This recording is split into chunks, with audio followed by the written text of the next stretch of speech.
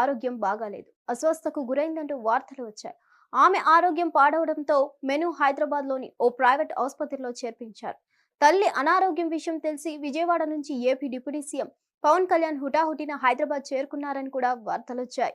పవన్ కళ్యాణ్ విజయవాడలో కార్యక్రమాలు, అధికారులతో సమీక్షలను రద్దు చేసుకున్నారని అధికార వర్గాలు తెలిపాయి. అయితే వీటిపై చిరంజీవి టీం వెంటనే స్పందించింది. అంజనమ్మ ఆరోగ్యం బాగానే ఉందని, రెగ్యులర్ చెకప్ కోసం మాత్రమే హాస్పిటల్కు తీసుకువెళ్లారని టీం క్లారిటీ ఇచ్చింది. దీంతో అంజనమ్మ ఆరోగ్యం బాగాలేదంటూ వస్తున్న వార్తలకు ఫుల్ స్టాప్ పెట్టినట్లు అయింది.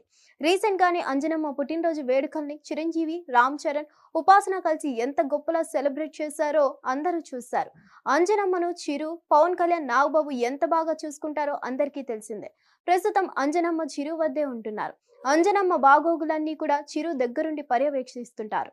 రీసెంట్ గా అంజనమ్మ బర్త్డేకు చిరు సర్ప్రైజ్ ఇచ్చారు. ఉపాసన ఇల్లంతా డెకరేట్ చేసి పెట్టింది. రామ్ చరణ్